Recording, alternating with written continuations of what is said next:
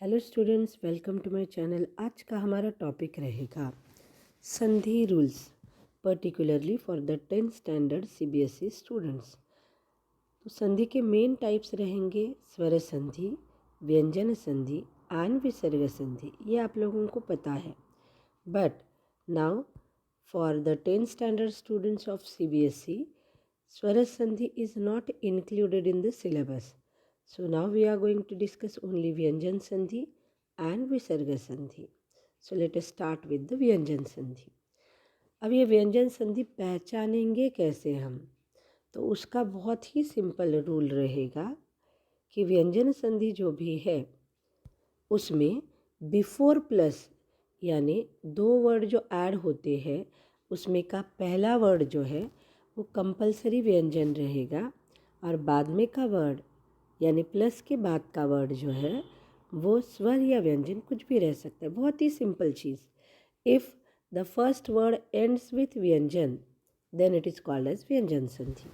बाकी चीज़ें ज़्यादा याद रखने की ज़रूरत नहीं है।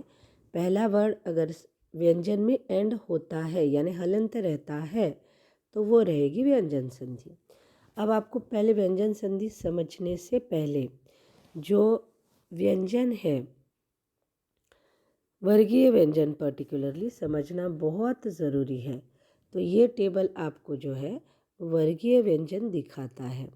5 वर्गीय व्यंजन रहेंगे। फर्स्ट वर्गीय व्यंजन, सेकंड वर्गीय व्यंजन, थर्ड वर्गीय व्यंजन एंड फोर्थ वर्गीय व्यंजन एंड फिफ्थ वर्गीय व्यंजन। ये है 5 वर्गीय व्यंजन। अब इनमें से आप लोगों को पहले समझना है कि फर्स्ट वर्गीय व्यंजन यानी क्या रहेंगे, क च ट त प। सेकंड यानी ख छ ठ थ फ। ये आपको दिख रहा है यहाँ पे स्क्रीन में। तो ये है वर्गीय व्यंजन। तो एक्चुअली इसके जो रूल्स हैं वो ऐसे रहेंगे कि फर्स्ट वर्गीय, पहला रूल रहेगा कि first vargiya vyanjan changes to third vargiya व्यंजन, ये पहला रूल है। और दूसरा रूल रहेगा first vargiya vyanjan changes to fifth वर्गीय व्यंजन। तो आप लोगों को ये वर्गीय व्यंजन कौन से है वो पता रहने चाहिए और उसके चेंजेस क्या होंगे वो भी मालूम रहना।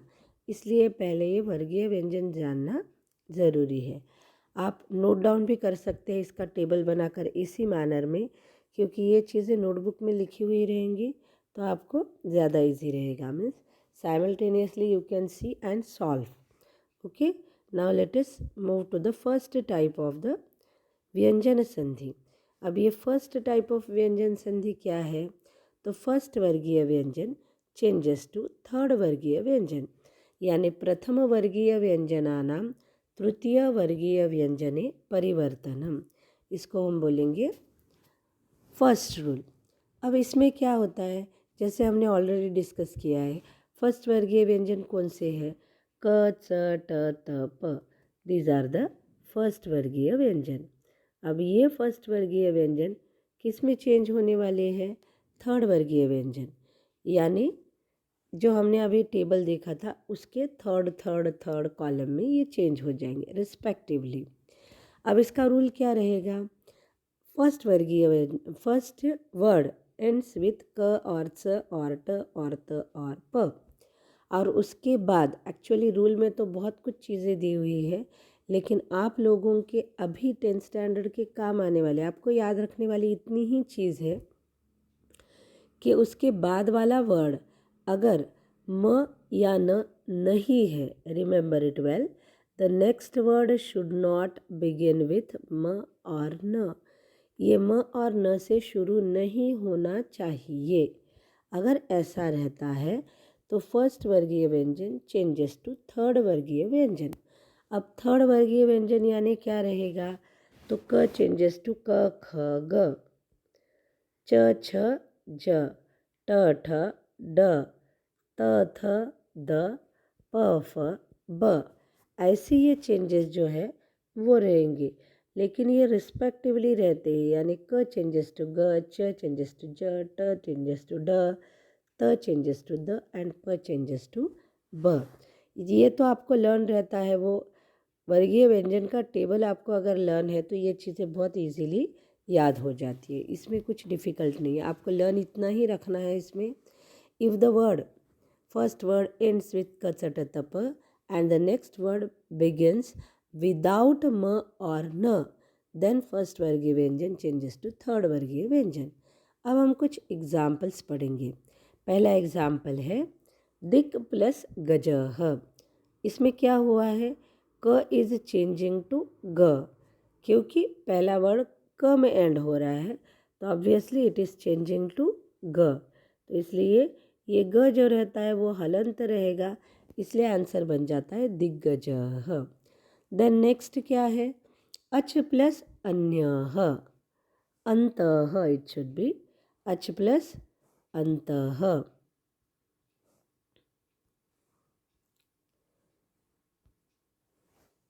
सो इट बिकम्स च चेंजेस टू, यहाँ का च जो है वो चेंज होगा, च छ ज में चेंज हो जाएगा। अब इस ज के बाद अंतः का अ आता है, इसलिए ये ज जो है वो पूरा बनेगा एंड द वर्ड बिकम्स अजंतः। नेक्स्ट षट प्लस दर्शनम।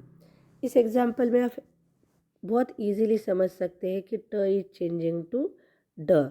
इसमें आपको और एक चीज़ याद रखनी है कि नेक्स्ट वर्ड अगर स्वर के साथ स्टार्ट होता है तो वो स्वर पहले वाले व्यंजन में मिक्स हो जाएगा, जैसे यहाँ पे हुआ है, ये ज पूरा बन जाता है। लेकिन next word if it is starting with the व्यंजन, यानी यहाँ पे द से शुरू हुआ है, तो वो वर्ड ऐड नहीं होगा, एज इट इज़ रहेगा। और पहला ट जो ड में चेंज हुआ है वो ड भी हलंत एज इट इज़ रहेगा। नाउ नेक्स्ट, यहाँ पे सत प्लस गुणः, यानी ये त इज चेंजिंग टू द हलंत। आगे गुणः है इसलिए सिर्फ द में चेंज हुआ। अगर ये स्वर रहता एव, अगर ये एव रहता तो सदैव बन जाता।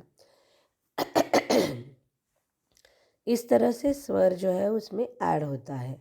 Now last example up plus जह, प फ ब, ब ये थर्ड वर्गीय व्यंजन है इसलिए प इज चेंजिंग टू ब।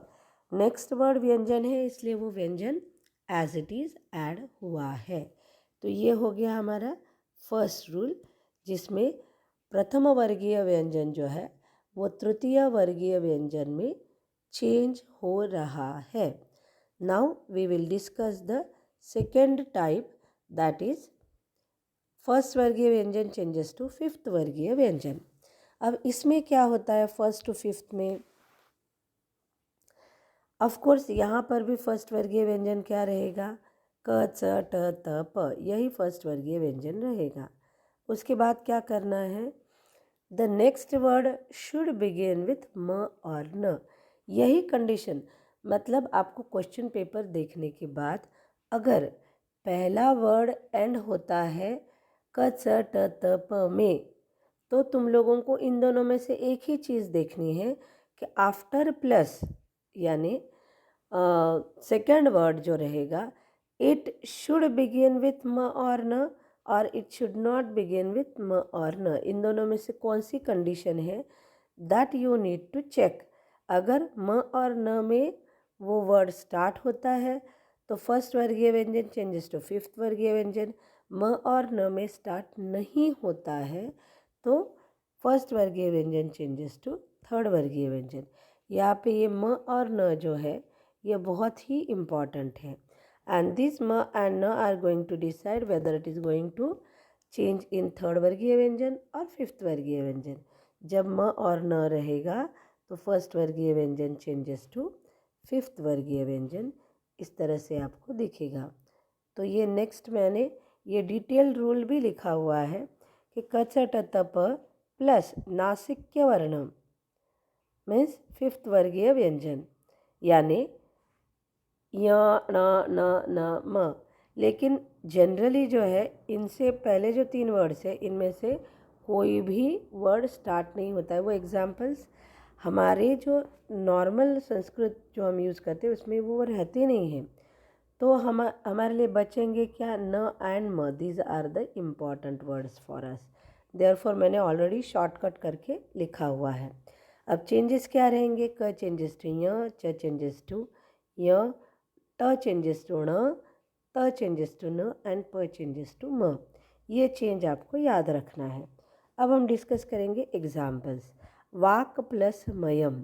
अब ये ऊपर जो टेबल है उसमें ऑलरेडी आप देख सकते हैं कि क चेंजेस टू य, तो यह हलंत रहेगा, इसलिए वो वर्ड दिखता है वांगमयम। देन चित प्लस मयम, त चेंजेस टू त थ द ध न, इसलिए चिन्मयम बन जाएगा। षट प्लस मुखम, यहाँ टेबल देखने पर इमीडिएटली आपको समझ में आ जाएगा। ट चेंजेस टू ण, देयरफॉर आंसर बिकम्स षण्मुखम। अब आगे का एग्जाम्पल, अच प्लस मनः। नेक्स्ट एग्जाम्पल इज अच प्लस मनः। तो इसमें आपको क्या दिख रहा है, च is the last, means first word ends with च, इसलिए ये च किस में चेंज हो जाएगा, य। तो ये जो लिखते हैं हम, ये ऐसा लिखते हैं, यानी उल्टा सी के जैसा ये रहेगा।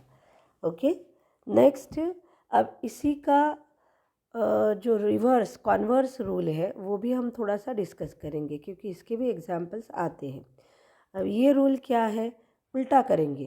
पहला रूल हमारा था कचट तप प्लस म और न, ये रूल रहेगा कचट तप बाद में आ जाएगा, म और न पहले आ जाएगा। मतलब क्या, म और न प्लस कचट तप, ये रूल रहेगा म और न प्लस कचट तप।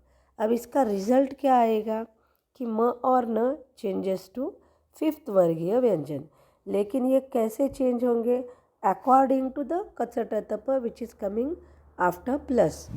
हमने शुरू, ये कंपैरेटिवली आप समझ लो। हाँ, ऊपर के रूल में क्या होता है कि अगर म और न बाद में आता है तो शुरू में, मीन्स इन एनी केस, जो पहला वर्ड रहता है यानी फर्स्ट वर्ड का एंडिंग, वही हमको चेंज करना है। अगर कचट तप पहले वर्ड के एंडिंग में आता है तो हम उसको चेंज करेंगे फिफ्थ वर्गीय व्यंजन में।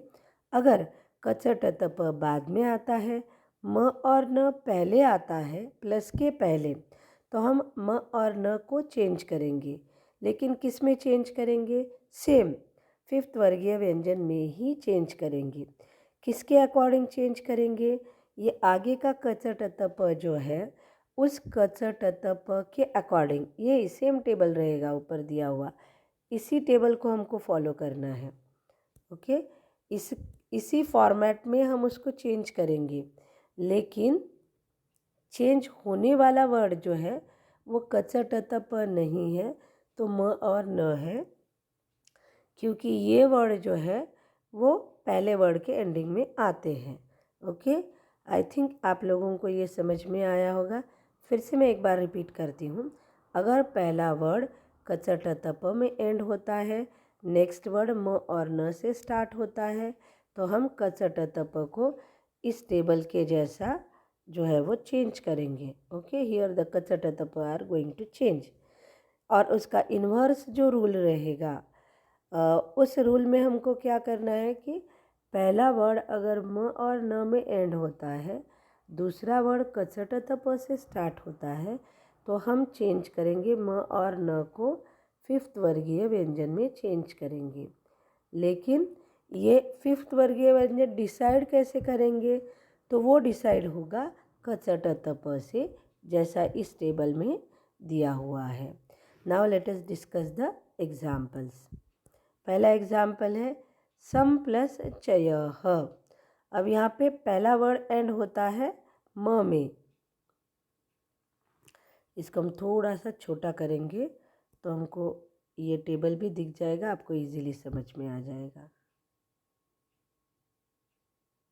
राइट, तो यहाँ पे सम प्लस चयः, यानी ये पहला वर्ड जो एंड हुआ है वो वर्ड किस में एंड हुआ है, म में एंड हुआ है। यहाँ तीनों एग्जाम्पल्स में ऐसा ही है, पहला वर्ड इज एंडिंग टू म, आगे का वर्ड जो शुरू हुआ है वो च से शुरू हुआ है। अब आपको दिखेगा यहाँ पे च इज चेंजिंग टू य, इसलिए हम क्या करेंगे, इस चय को हम चेंज नहीं करने वाले, चय is remaining as it is. तो ये सम जो है इसमें का म हम चेंज करेंगे और वो म चेंज होके बन जाता है ऐसे, और उसके बाद ये चय हम add is it is add करेंगे, इसलिए ये बन जाता है संचयः। नेक्स्ट एग्जाम्पल में वनम प्लस कदा।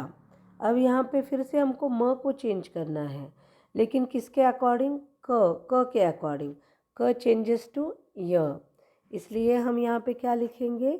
सम की जगह पे ये आ जाएगा ऐसे, और उसमें हम ऐड करेंगे कदा वर्ड एज इट इज़, तो ये बन जाता है इस तरह से द आंसर। उसके बाद लास्ट एग्जाम्पल, सम प्लस तथा। अब यहाँ पे हमको चेंज करना है, म ही चेंज करना है। म किस में चेंज हो जाएगा? न में चेंज होगा। क्यों चेंज होगा? क्योंकि यहाँ पे त चेंजेस टू न। त के लाइन में आने वाला फिफ्थ वर्गीय व्यंजन है न, इसलिए तन तथा, इस तरह से हमारे आंसर्स आ जाएंगे। तो आप सिर्फ ये लॉजिक समझ लो, डिफ़िकल्ट बिल्कुल भी नहीं है। इन ऑल आपको इतना ही याद रखना है कि कचट प के बाद म और न आता है तो first vargiya vyanjan changes to fifth वर्गीय व्यंजन। म और न नहीं आता है तो first vargiya vyanjan changes to third vargiya व्यंजन। बस। Now let us start the विसर्ग संधि। अब विसर्ग संधि को हम पहचानेंगे कैसे? क्योंकि तुम लोगों को जो एग्ज़ाम में आते हैं वो मिक्स्ड एग्जाम्पल्स आते हैं, तो सबसे पहला हमारा टास्क रहना चाहिए कि हमको ये व्यंजन संधि है या विसर्ग संधि है ये पहचानना आना चाहिए। तो विसर्ग संधि कैसे पहचानेंगे? फर्स्ट वर्ड एंड्स विथ विसर्ग। अगर पहला वर्ड विसर्ग में एंड होता है तो डेफिनेटली इट इज़ विसर्ग संधि। Next word may start with व्यंजन और विसर्ग, उसमें कोई सोचने की ज़रूरत नहीं है। Our condition is what? पहला वर्ड अगर व्यंजन में एंड होता है तो व्यंजन संधि, विसर्ग में एंड होता है तो विसर्ग संधि, खत्म। नेक्स्ट, इसका पहला टाइप जो रहेगा वो है उत्व संधि। अब उत्व संधि का मतलब क्या रहता है कि विसर्ग चेंजेस टू उ। ये इस उत्व संधि का मीनिंग रहेगा। What is that? विसर्ग चेंजेस टू उ। ओके, अब इसका पहला टाइप हम डिस्कस करेंगे। पहला रूल क्या रहेगा? अह प्लस अ, देन दिस अ चेंजेस टू, इसमें क्या होता है कि ये अह जो है उसका चेंज होगा ओ में, और ये जो अ है वो चेंज हो जाएगा अवग्रह में। ये जो एस दिखता है इंग्लिश वाला एस, इसको बोलते हैं अवग्रह। तो ये अ जो है इस अवग्रह में चेंज होता है। हमको लर्न कैसे करना है, याद क्या रखना है? अह प्लस अ चेंजेस टू ओ अवग्रह। हमको लर्न ऐसे ही करना है, अह प्लस अ चेंजेस टू ओ अवग्रह। याद रखने में सबसे इजी जो है ये रूल है।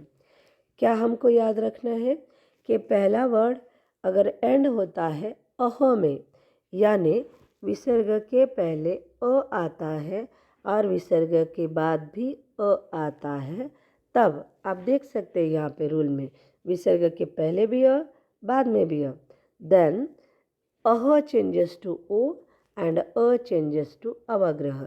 इसीलिए यहाँ का सिर्फ क्या चेंज होने वाला है?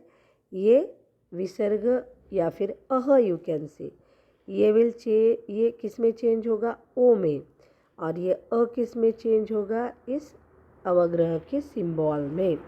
तो इसलिए आंसर जो बनता है देवह प्लस अपी का आंसर बनेगा देवो अवग्रह पी।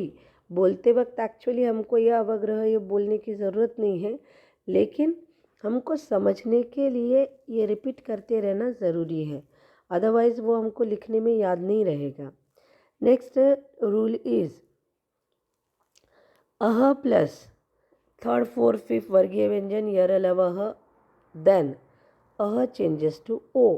अब इसमें तुम लोगों को याद रखने जैसा क्या है? इतना पूरा याद नहीं भी रखोगे तो भी चलेगा। हमारे डिफरेंसेस सिर्फ दो है। क्या है? अह प्लस अ आता है तो ओ अवग्रह, अह प्लस अ नहीं आता है तब क्या बनेगा? एक ही चेंज रहेगा, that is uh changes to ओ। बाकी का वर्ड एज इट इज़ रहेगा, उसमें कोई चेंज नहीं आएगा। तो इसलिए हमारा जो एग्ज़ाम्पल यहाँ पे मैंने दिया हुआ है वो है मनः प्लस रथः। तो ये मनः में का जो विसर्ग है, ये विसर्ग ये किस में चेंज होगा, यानी इसके पहले अ आया है तो ये पूरा अह किस में चेंज हो जाएगा, ओ में चेंज हो जाएगा। और उसके पहले क्या रहता है, ये न हलंत रहता है, मन हलंत प्लस ओ, आगे का word as it is, therefore answer becomes manorath. अब हम स्टार्ट करेंगे ऋत्व संधि। ऋत्व संधि का मतलब रहेगा विसर्ग चेंजेस टू र। इसमें विसर्ग जो है वो र में चेंज होता है। कब चेंज होगा, इसके भी दो रूल्स है और दोनों रूल बहुत सिमिलर है। अब इसमें हमको याद रखना है। अब इसके ऊपर वाले उत्व संधि में हमने क्या देखा है कि विसर्ग के पहले अ रहना कंपलसरी है। अब इस रूल में क्या है कि विसर्ग के पहले अ और आ बिल्कुल भी नहीं रहने चाहिए। यानी हमारा डिफ्रेंसिएशन हो जाता है कि हमको क्वेश्चन में अगर विसर्ग पहले वर्ड के एंडिंग में दिखता है तो वो कैटेगरी रहेगी विसर्ग संधि। अब हमको फिर से पहचानना है कि ये विसर्ग संधि में कि 4 टाइप में से कौन सा है। तो हमारा पहला क्राइटेरिया रहेगा कि विसर्ग के पहले अ है या नहीं है। तो पहले क्राइटेरिया में अगर अ रहता है तो definitely uh is going to change to oh, ये हो गया पहली कंडीशन। लेकिन विसर्ग के पहले अ नहीं है, उस सिचुएशन में क्या हो जाएगा, विसर्ग चेंजेस टू र। इतना ही आप लोग याद रखो। ये तो मैंने रूल एक्सप्लेन करने के लिए विसर्ग के बाद में एनी स्वर और थर्ड फोर्थ फिफ्थ वर्गीय व्यंजन और यर लवह ये लिख के आपको दिया है। लेकिन आपको याद रखने जैसा क्या है कि मिनिमम शॉर्टकट में आप क्या याद रख सकते हो। पहला रूल, विसर्ग के पहले अह है तो विसर्ग चेंजेस टू ओ। दूसरा, विसर्ग के पहले भी अ बाद में भी अ तो विसर्ग अह चेंजेस टू ओ एंड अ चेंजेस टू अवग्रह। तीसरा, विसर्ग के पहले अ और आ को छोड़ के कोई भी स्वर है, इनको छोड़ के कोई भी स्वर रहने दो, यानी ई उ ए ऐ ओ औ कुछ भी रहने दो।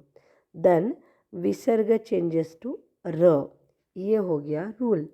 अब इसका एग्जाम्पल हम पहले डिस्कस करेंगे कि तैही प्लस एव। अब इसमें क्या हो रहा है, सिर्फ ये तैही का जो विसर्ग है ये विसर्ग चेंज हो रहा है र में।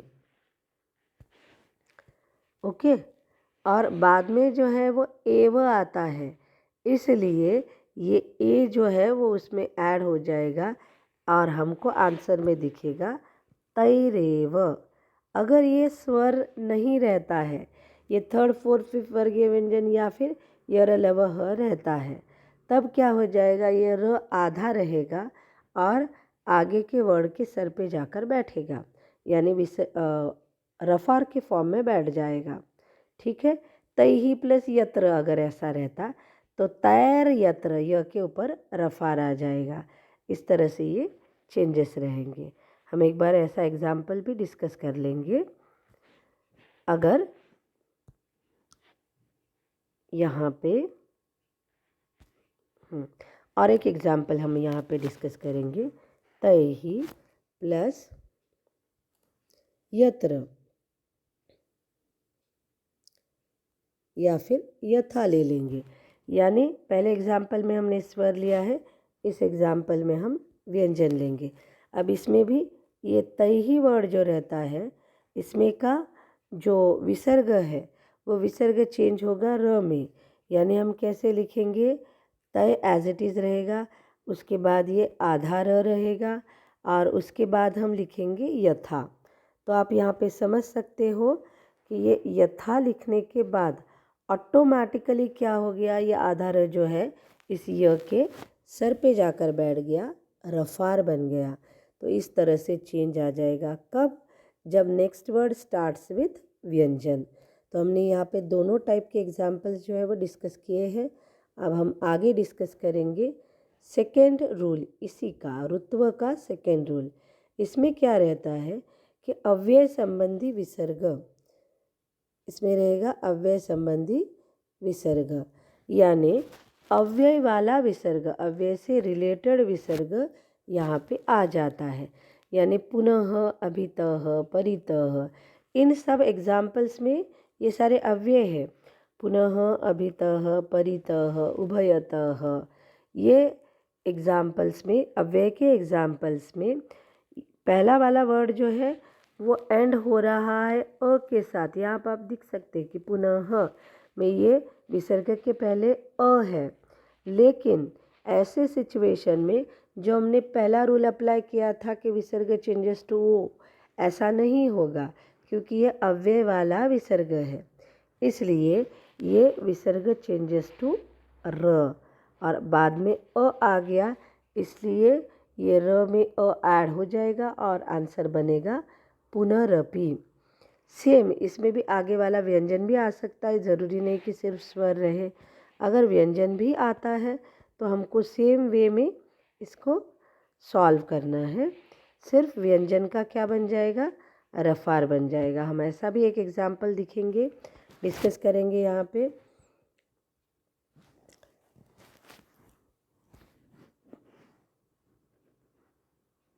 उभयतः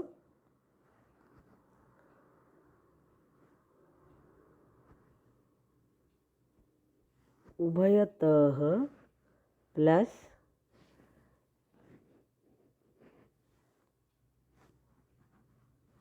यत्र, उभयतः प्लस यदा ले लेंगे। उभयतः प्लस यदा। अब इसका आंसर क्या होना चाहिए, यहाँ पे विसर्ग चेंजेस टू र, तो हम सिर्फ ये वर्ड जो है ये उभयतः एज इट इज़ लिख देंगे, और उसके बाद हम क्या करेंगे, विसर्ग की जगह पे र हलंत ले लेंगे और फिर यदा हम एज इट इज़ लिखेंगे। तो आप देख सकते हैं आंसर क्या बन जाता है, उभयतर यदा। ये विसर्ग जो है वो रफार में चेंज हो जाता है। ये हो गया हमारा रुत्व संधि। अब नेक्स्ट टाइप है विसर्ग लोप।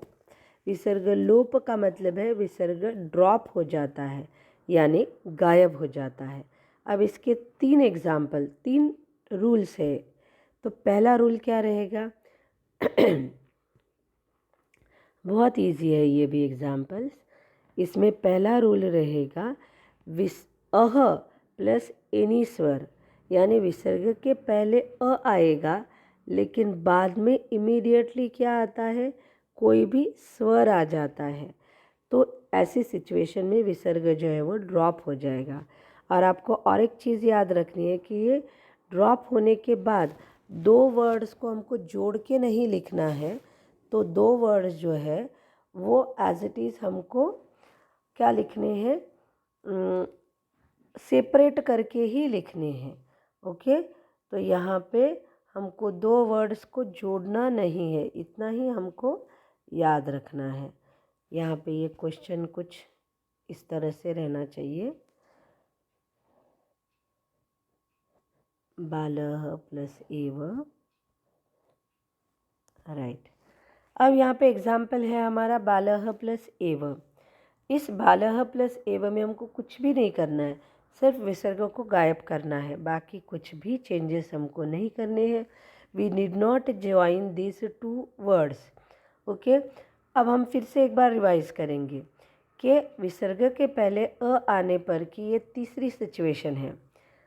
पहली सिचुएशन में विसर्ग के पहले अ, बाद में अ, देन ओ अवग्रह बनेगा। वो दूसरी सिचुएशन है कि विसर्ग के पहले अ रहेगा लेकिन स्वर को छोड़ के कुछ भी रहता है तो विसर्ग चेंजेस टू ओ। तीसरी सिचुएशन है यहाँ पे जो हमने डिस्कस की है कि ये विसर्ग के पहले अ आता है लेकिन ये अ जो है वो अव्यय वाला अ है। तो ऐसी सिचुएशन में क्या हो जाएगा कि विसर्ग चेंजेस टू र। ठीक है, अब विसर्ग के पहले अ आ गया लेकिन विसर्ग के बाद में भी स्वर आता है एक्सेप्ट अ, तो ऐसी सिचुएशन में विसर्ग ड्रॉप हो जाएगा। तो इस तरह से हमने ये सिचुएशंस जो है वो डिस्कस किए हैं, इनको याद रखना पड़ेगा।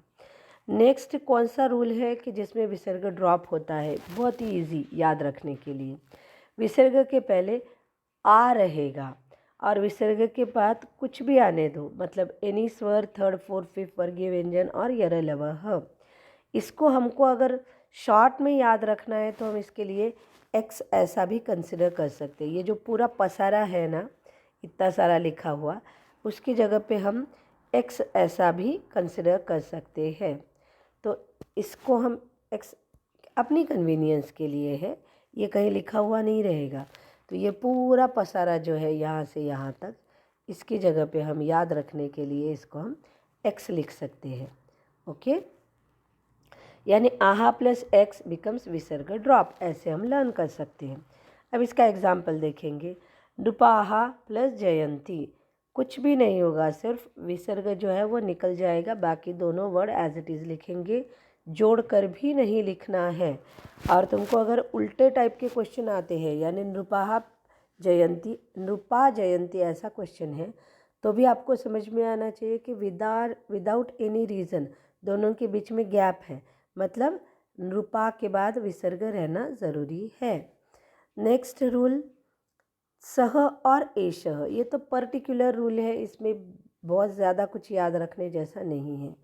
सह और एशह के बाद एनी स्वर एक्सेप्ट अ आ जाता है, या फिर थर्ड फोर्थ फिफ्थ वर्गीय व्यंजन आ जाता है, या यरलवह आ जाता है, तो भी इसमें हमको क्या करना है कि विसर्ग चेंजेस टू विसर्ग ड्रॉप्स ऐसा आएगा। ओके, तो ये भी याद रखने के लिए बहुत इजी है कि विसर्ग के पहले, यानी पहला वर्ड जो है वो सह और एशह में एंड होता है, तब ऐसी सिचुएशन में आगे हमको क्या करना है कि विसर्ग ड्रॉप करना है। ओके, और ये बाकी सिचुएशन जो है वो एक्स वाली सिचुएशन वो एज इट इज़ रहेगी, इसलिए हमको यहाँ ज़्यादा सोचने की ज़रूरत नहीं है। ये यहाँ से यहाँ तक की सिचुएशन जो है वो यहाँ पे एज इट इज़ आएगी।